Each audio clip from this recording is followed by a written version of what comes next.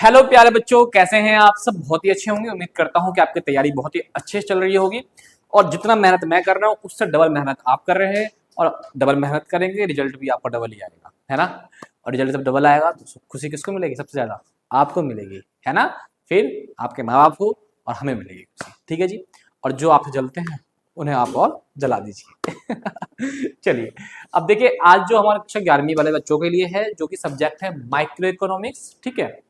और उसमें जो चैप्टर हम पढ़ेंगे, आप देख रहे होंगे चैप्टर जो पढ़ रहे हैं हम, वो पढ़ेंगे हम रिवेन्यू के बारे में। किसके बारे में पढ़ेंगे हम? रिवेन्यू के बारे में। पूरा वन शॉट है, ज्यादा नहीं। आपका 15 से 15 मिनट का वीडियो है ये, उससे ज्यादा है नहीं, तो इसलिए एंड तक आप बने रहिएगा। लास्ट में मैं इंपॉर्टेंट क्वेश्चन बताऊंगा जो कि एग्जाम में आएगा और जो प्रीवियस ईयर आते आ रहे हैं 4-5 साल से। और दूसरी बात, वीडियो को ज्यादा से ज्यादा आप सब शेयर करो। लगता है आप शेयर नहीं करते हो।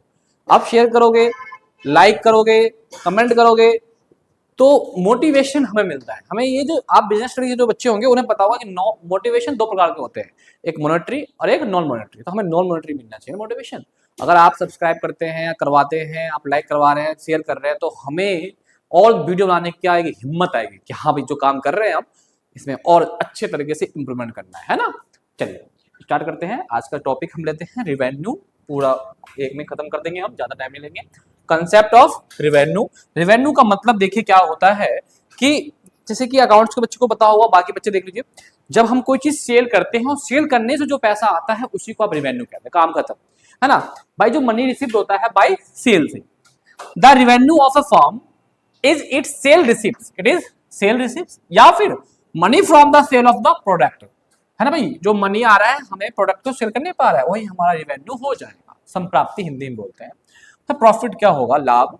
तो भाई प्रॉफिट जो होगा रिवेन्यू में से कॉस्ट माइनस कर दो। इसको पेन को बेचा 2 रुपए में, रिवेन्यू आ गई 2 रुपए में। तो जब प्रॉफिट निकालना है तो जो इसमें लागत है माइनस कर दो, 50 पैसा लागत माइनस कर दो, 1.5 रुपए का आपका प्रॉफिट आ गया। रिवेन्यू निकालना हो तो cost plus profit minus loss होता है, कोई दिक्कत तो है नहीं। आपसे पूछते रिवेन्यू के अंदर क्या इंक्लूड होता है? कॉस्ट और प्रॉफिट। लॉस हो तो माइनस, दोनों में से कोई एक चीज होगा। अब देखिए इसके अंदर हम 3 चीज पढ़ेंगे: टोटल रिवेन्यू, कुल संप्राप्ति; मार्जिनल रिवेन्यू, सीमांत संप्राप्ति; एवरेज रिवेन्यू, औसत संप्राप्ति। हम तीनों के बारे में एक एक करके पढ़ेंगे। हमने कॉस्ट में भी पढ़ा था, ठीक है। आइए, कॉस्ट में कोई दिक्कत तो नहीं है चैप्टर में? कोई दिक्कत हो तो कमेंट कर लीजिएगा, ठीक है। क्योंकि दिक्कत आ नहीं सकती, मैंने अच्छे समझाया था आपको, हर चीज कंसेप्ट क्लियर कर दिया था। ठीक है, टोटल रिवेन्यू का मतलब क्या होता है? जितना भी फर्म ने जो भी सेल करा है उन सभी को क्या कर दो? पैसे को जोड़ दो, रिवेन्यू को जोड़ दो। और रिवेन्यू जोड़ दिया सारा तो क्या बन जाएगा? टोटल रिवेन्यू, कुल संप्राप्ति। आइए डेफिनेशन देखते हैं। The revenue that a firm get by selling a given output is called total revenue. Firm ने जो भी सेल करा उससे जो भी पैसा आया, सभी को जोड़ने पे जो भी आएगा वो टोटल रिवेन्यू कहलाएगा। फॉर्मूला देख लीजिए बढ़िया।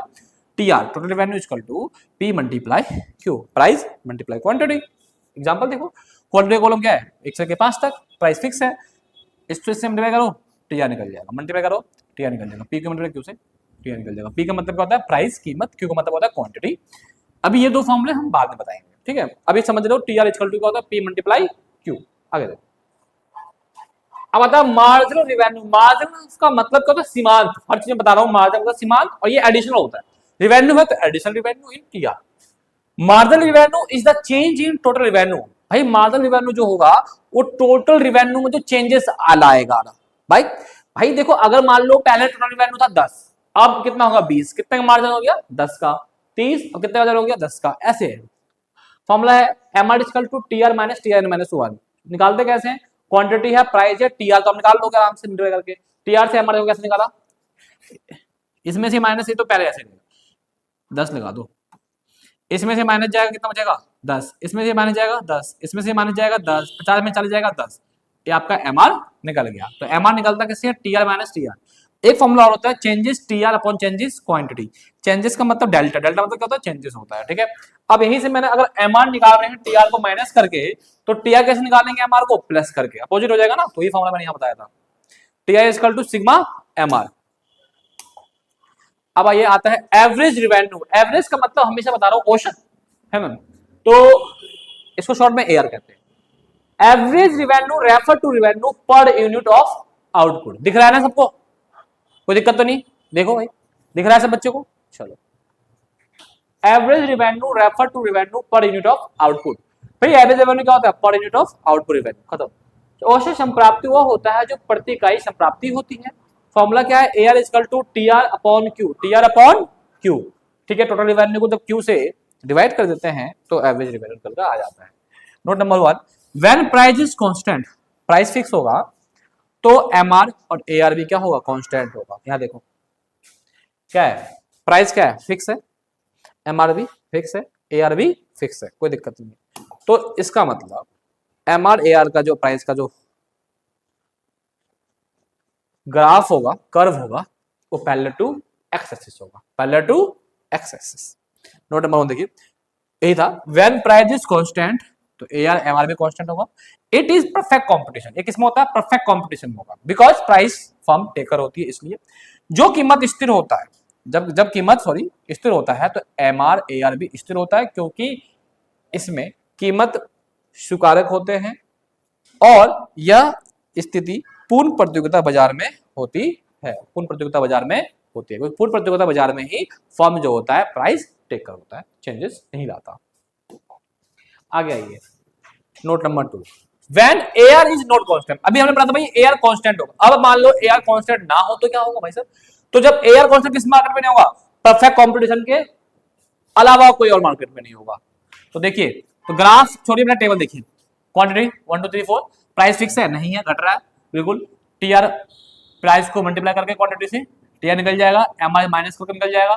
देखें प्राइस कांस्टेंट नहीं है तो एमआर भी कांस्टेंट नहीं है। ग्राफ आप देख सकते हैं, टीआर ऐसे बनता है, एआर ये, एमआर देखो यहाँ भी जाएगा नीचे भी जाएगा, क्यों जाएगा यहाँ पे नीचे, क्यों जाएगा यहाँ पढ़ते हैं।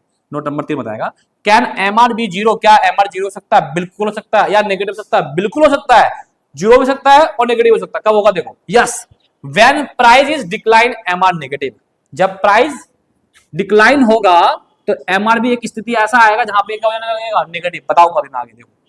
और सर अगर टीआर स्टॉप हो जाए बढ़ना, टीआर बढ़ना स्टॉप हो जाए तो एमआर का हो जाएगा जीरो, तो इसलिए एमआर का कर्व देखो जीरो पे टच करा, नीचे भी जा रहा है, नीचे जाने का मतलब ये हो गया नेगेटिव पॉइंट। आगे देखिए, AR curve is perfectly elastic under perfect competition market.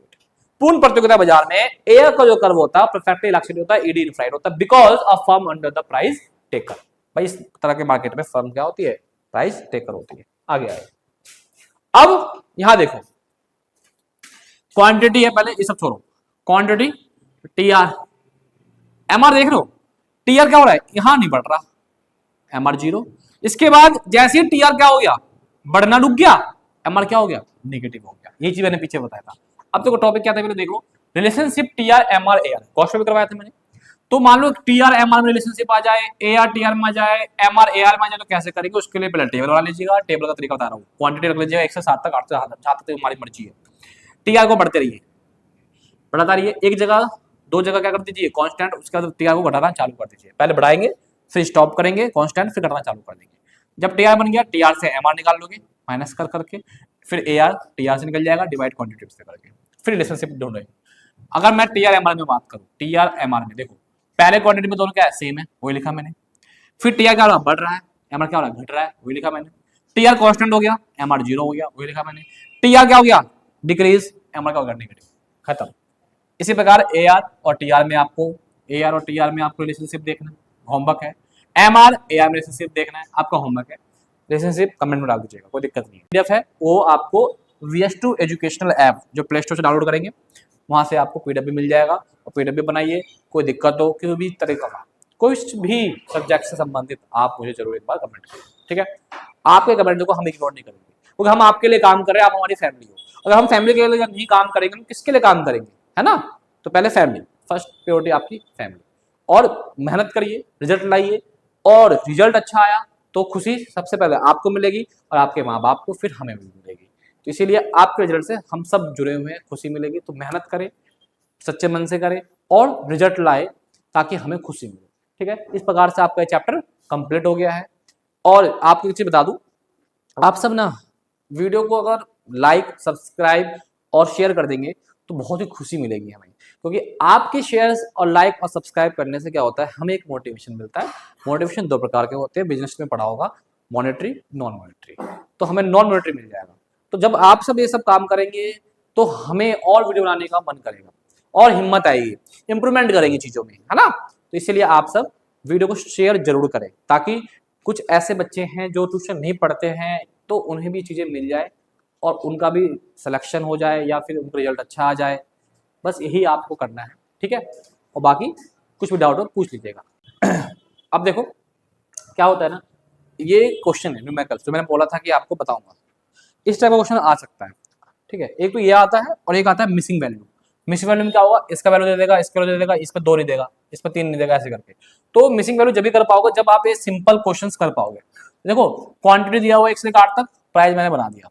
अब टीआर आपको निकालना है, पता है टीआर का फॉर्मूला क्या होता है, टीआर फॉर्मूला क्या होता है, पी मल्टीप्लाई क्यू। एमआर आपको निकालना है, कैसे निकालोगे, टीआर में से क्या कर दोगे, माइनस कर दोगे। एआर कैसे निकालोगे, टीआर डिवाइड बाई क्वांटिटी। ये तीनों कॉलम आपको निकालना है, ये आपका होमवर्क है। और जब ये आपको निकालना आ जाएगा तो फिर आपको मिसिंग वैल्यू वाला भी कंसेप्ट आ जाएगा। इसलिए इसका जो भी आंसर है जरूर आप कमेंट करें, ठीक है।